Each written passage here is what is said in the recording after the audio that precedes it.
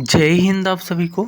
देखिए ये वीडियो हमारी एमपी वन रक्षक और जेल प्रहरी की संयुक्त भर्ती परीक्षा के लिए प्रैक्टिस सेट नंबर 7 है, जिसमें हम उन अति महत्वपूर्ण क्वेश्चनों को देखने वाले हैं जो प्रीवियस ईयर में पूछे गए हैं या तो इस बार आने के वाले मोस्ट एक्सपेक्टेड क्वेश्चंस होने वाले हैं। तो वीडियो काफ़ी इंपॉर्टेंट है उनके लिए जिनने भी फॉर्म डाला हुआ है एमपी फॉरेस्ट गार्ड और जेल प्रहरी का। तो पहले क्वेश्चन से अपन शुरू करेंगे। ठीक है, पहला क्वेश्चन है, फरक्का में गंगा के जल को निम्नलिखित में से किस देश के साथ साझा किया जा रहा। तो फरक्का बांध पे जो फरक्का का बैरेज है वो आपका बांग्लादेश में और भारत के बीच गंगा नदी तक फैला है, तो वो बांग्लादेश इसका राइट आंसर हो जाएगा कि गंगा के जल को बांग्लादेश के साथ साझा किया जा रहा है। ठीक है, और फरक्का जो बैराज है, ये परियोजना जो है ना, इसका मुख्यालय कहाँ है, तो बंगाल में है, मुर्शिदाबाद में।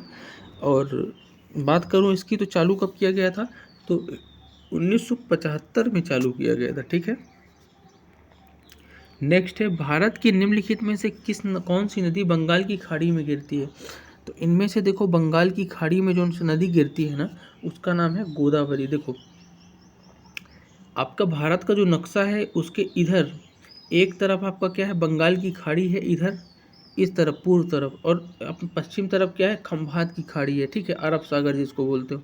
तो इसमें से जो मुख्यतः नदियां जो है ना, बंगाल की खाड़ी में पूर्व तरफ गिरती हैं, लेकिन नर्मदा, ताप्ती वगैरह ये नदियां किधर गिरती हैं, खंभात की खाड़ी की तरफ। ठीक है, तो इसका राइट आंसर हो जाएगा बंगाल की खाड़ी यानी गोदावरी। बाकी ये नर्मदा, ताप्ती और साबरमती किधर गिरती हैं, खंभात की खाड़ी तरफ। ठीक है, नेक्स्ट है, निम्नलिखित में से कौन सी एक प्रायद्वीप नदी है। तो इनमें से प्रायद्वीप नदी बताना है। तो प्रायद्वीप नदी कौन सी है, इनमें से नर्मदा है। नर्मदा कैसी नदी है, प्रायद्वीप नदी है। ठीक है, बात करूं तो भारत में नदियों को दो समूह में बांटा गया है। कौन कौन सा समूह, एक है हिमालयी नदी, दूसरी है प्रायद्वीप नदी। ठीक है, तो हिमालयी नदी की मैं बात करूं तो कौन कौन सी प्रणाली, गंगा, सिंधु, ब्रह्मपुत्र, ये सब हिमालय से निकली, हिमालय तरफ की नदी हैं। लेकिन प्रायद्वीप नदी की मैं बात करूं, नर्मदा, ताप्ती, गोदावरी, कृष्णा, कावेरी, ये सब क्या है, प्रायद्वीप नदी है। इसलिए अपना नर्मदा जो है ना राइट आंसर हो जाएगा। ठीक है, नेक्स्ट है, निम्नलिखित में से कौन सी नदी सिंधु नदी की सहायक नदी नहीं है। तो सिंधु की सहायक नदी इसमें से नर्मदा नदी नहीं है। कौन सी, एक मिनट, नर्मदा तो ऑप्शन में आपका है ही नहीं, देखते हैं। हाँ, गोमती नदी हो जाएगा राइट आंसर। गोमती नदी सिंधु की सहायक नदी नहीं है आपकी। गोमती नदी जिसपे लखनऊ शहर भी बसा है इसके किनारे, गोमती नदी का है। और गोमती जो है ना, गंगा नदी की सहायक नदी। किसकी सहायक नदी है गोमती, गंगा नदी की सहायक नदी है, ना कि सिंधु की। जबकि ब्यास, रावी और चेनाब ये तीनों किसकी हैं, सिंधु नदी की सहायक नदी हैं। सिंधु नदी की बात करूँ तो इसका उद्गम स्थल क्या है, तो उद्गम स्थल पूछता है बहुत बार क्वेश्चन कि मानसरोवर झील के पास तिब्बत से निकली है सिंधु नदी। ठीक है, जिसकी सज्जल, ब्यास, रावी, चेनाब और झेलम क्या हैं, सहायक नदियाँ हैं। ठीक है, तो एडिशनल फैक्ट भी आपको याद रखने चलता है। अगला है, चंबल निम्नलिखित में से किस नदी की सहायक नदी है। तो चंबल जो है आपकी, ये सहायक नदी हो जाएगी, किसकी हो जाएगी, यमुना की। तो यमुना की सहायक नदी कौन सी है, चंबल। और चंबल नदी जो है ना, मध्य और उत्तर भारत में यमुना नदी की सहायक नदी है और गंगा अववाह प्रणाली का हिस्सा है ये। ठीक है, बात करूँ तो ये है कहाँ, तो ये जो आपकी मध्य प्रदेश के उत्तर पूर्व में है। ठीक है, पूर्वोत्तर में है, और कुछ हिस्सा इसका राजस्थान में भी लगता है। ठीक है, चंबल में ये नदी जो है आपकी बीहड़ वगैरह भी बनाती है। साबरमती नदी निम्नलिखित में से किस पर्वतमाला से आरंभ होती है। तो जो साबरमती नदी है ना, ये आपकी अरावली पर्वतमाला से आरंभ होती है, यानी कहाँ से निकलती है, अरावली पर्वत श्रेणी से निकलती है। साबरमती नदी की मैं बात करूँ तो इसके किनारे एक बहुत ही फेमस शहर है, अहमदाबाद बसा हुआ है। साबरमती नदी जो है ना, राजस्थान और गुजरात में फैली हुई है। ठीक है, याद रखना है आपको ये चीज़ें। ठीक, नेक्स्ट देखेंगे कि भारत में सबसे बड़ी सिंचाई नहर कौन सी है। तो सबसे बड़ी सिंचाई नहर भारत में बताना है, तो सबसे बड़ी इंदिरा गांधी सिंचाई नहर है भारत में, इंदिरा गांधी नहर।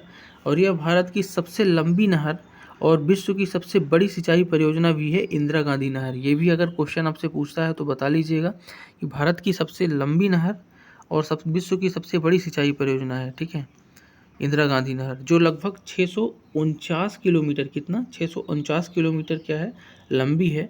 और राजस्थान और मुख्यतः राजस्थान, पंजाब, हरियाणा वगैरह में इससे क्या होता है, इसका लाभ होता है। ठीक है, नेक्स्ट है, एकल नदी तंत्र द्वारा अववाहित क्षेत्र डॉट डॉट कहलाता है।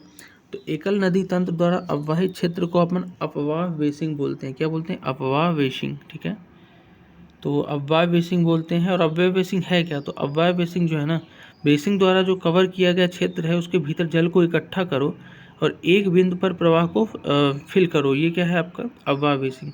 बात करूँ विश्व का सबसे बड़ा अपवाह कौन सा है, तो अमेजन नदी का अपवाह, अमेजन नदी का अपवाह सबसे बड़ा है, अमेजन नदी का, याद रखिएगा। और बात करूँ भारत का, तो गंगा अपवाह तंत्र सबसे बड़ा भारत का है। ठीक है, अगला है भारत की किस नदी घाटी में गोंडवाना कोयले की सबसे बड़ा भंडार पाया जाता है। तो गोंडवाना कोयले का सबसे बड़ा भंडार जो पाया जाता है ना, ये दामोदर घाटी नदी पर पाया जाता है भारत में। कहाँ पाया जाता है? दामोदर घाटी नदी में गोंडवाना का सबसे बड़ा पाया जाता है भंडार। ठीक है, और ये छोटा नागपुर की पठार जो है उधर साइड है, इसे काला सोना भी यहाँ की कोयले को बोला जाता है। अगला है माजुली एक नदी द्वीप है जो निम्नलिखित में किस नदी पर है। तो माजुली द्वीप समूह जो है ना आपका ब्रह्मपुत्र नदी पे है। ठीक है, कहाँ है? ब्रह्मपुत्र नदी पर। और विश्व का सबसे बड़ा नदी द्वीप बोला जाता है इसे। ठीक है, असम की संस्कृत राजधानी भी है माजुली। अगला है गोइंडी राष्ट्रीय उद्यान ... में स्थित है। तो गोइंडी राष्ट्रीय उद्यान जो है आपका ना, ये आपका चेन्नई में स्थित है। कहाँ है गोइंडी राष्ट्रीय उद्यान? चेन्नई में है। और इसका क्षेत्रफल लगभग 2.82 वर्ग किलोमीटर है। ठीक है, नेक्स्ट है नोकरेक राष्ट्रीय उद्यान निम्नलिखित में से किस राज्य में स्थित है। तो नोकरेक राष्ट्रीय उद्यान जो है ना आपका कहाँ है? ये मेघालय में है। कहाँ है? मेघालय राइट आंसर हो जाएगा। और नोकरेक को जो है यूनेस्को द्वारा मई 2009 में क्या किया गया है? मई 2009 में बायोस्फीयर की सूची में शामिल किया गया है, ये भी आपको याद रखना है। अगला क्वेश्चन है कि रंगनाथिट्टू पक्षी अभ्यारण्य कहाँ स्थित है। तो रंगनाथिट्टू जो पक्षी अभ्यारण्य है ना, ये आपका कर्नाटक में है। बेसिकली सा आज हम जो ये अपना प्रैक्टिस सेट है ना 7, इसमें हम नदियों और राष्ट्रीय उद्यान से संबंधित महत्वपूर्ण क्वेश्चनों को लेके आए हैं। ठीक है, तो रंगनाथिट्टू जो है ना ये कर्नाटक में है। कहाँ है? कर्नाटक का है अभ्यारण्य रंगनाथिट्टू। और बात करूँ तो कर्नाटक का सबसे बड़ा पक्षी अभ्यारण्य भी यही है। ठीक है, नेक्स्ट है ... राष्ट्रीय उद्यान विश्व का एकमात्र तैरता उद्यान है, यानी फ्लोटिंग पार्क है। तो याद रखना मणिपुर में एक राष्ट्रीय उद्यान है, उसका नाम क्या है आपका? Keibul Lamjao National Park. Keibul Lamjao National Park, ये जो है ना एक भारत का विश्व का एकमात्र तैरता हुआ अभ्यारण्य भी है, केबुल लामझाओ नेशनल पार्क। और ये कहाँ पे तैरता है? तो लोकटक झील है, याद रखिएगा लोकटक झील यहाँ पे तैरता है। ठीक है, नेक्स्ट है वाल्मीकि राष्ट्रीय उद्यान कहाँ स्थित है। तो वाल्मीकि राष्ट्रीय उद्यान जो है ना बिहार राज्य का राष्ट्रीय उद्यान है, जो पश्चिमी चंपारण जिले में एक बाघ अभ्यारण्य भी है यहाँ पे, याद रखना। और बिहार का एकमात्र नेशनल पार्क यही है वाल्मीकि। नेक्स्ट है कि सिंगलीला राष्ट्रीय उद्यान किस राज्य में है। तो सिंगलीला राष्ट्रीय उद्यान जो है ना ये आपका पश्चिम बंगाल इसका राइट आंसर हो जाएगा। और ये दार्जिलिंग पश्चिम बंगाल में स्थित है। ठीक है, सिंगलीला। नेक्स्ट है वन्य जीव संरक्षण अधिनियम किस वर्ष पारित किया गया। तो वन्य जीव संरक्षण अधिनियम आया है 1972 में। ठीक है, जबकि 1973 में क्या आया है? प्रोजेक्ट टाइगर 1973 में आया है। ठीक है, नेक्स्ट है किसमें सीमित निजी संचालन की अनुमति होती है। तो सीमित निजी संचालन की जो अनुमति दिया जाता है वो जैव मंडल संरक्षित क्षेत्रों में केवल सीमित रूप से निजी संचालन दिया जाता है, जो मनुष्य व्यवस्था का एक अभिन्न अंग तो है, लेकिन इसमें से ज़्यादा मानवीय संचालन नहीं अनुमति है। और ये बफर जोन में रहते हैं। ठीक है, जहाँ आप अनुसंधान शिक्षा वगैरह कर सकते हो। ठीक है, नेक्स्ट है शेष अचलम जैव मंडली आरक्षित क्षेत्र भारत के किस राज्य में है। तो ये जो शेष अचलम है ना ये आपका भारत के आंध्र प्रदेश में है, जैव मंडल आरक्षित क्षेत्र है, दक्षिणी आंध्र प्रदेश में पड़ता है आपका। और आंध्र प्रदेश का पहला जैव मंडल आरक्षित क्षेत्र है। और इसमें खास बात यह है कि लाल चंदन का बहुत बड़ा भंडार पाया जाता है। ठीक है, नेक्स्ट है मानस राष्ट्रीय उद्यान को किस वर्ष यूनेस्को द्वारा विश्व धरोहर स्थल में शामिल किया गया। तो बात है वर्ष 1985 की। और 1985 में जो आपका असम का मानस राष्ट्रीय उद्यान है इसे विश्व धरोहर स्थल में शामिल किया गया। प्रोजेक्ट टाइगर, बायोस्फीयर रिजर्व और हाथी रिजर्व तीनों चीज़ें यहाँ पे हैं। ठीक है, 1990 में इसे राष्ट्रीय उद्यान घोषित किया गया था। ठीक है, तो इसका आंसर 1985 होगा विश्व धरोहर स्थल का। ठीक है, तो ये थे हमारे आज के top 20 question practice set number 7 में फॉरेस्ट गार्ड और जेल प्रहरी के लिए। तो वीडियो के बारे में जो भी सजेशन हो आप सजेशन कमेंट बॉक्स में दे सकते हैं। बाकी मिलते हैं नेक्स्ट वीडियो में, तब तक के लिए जय हिंद।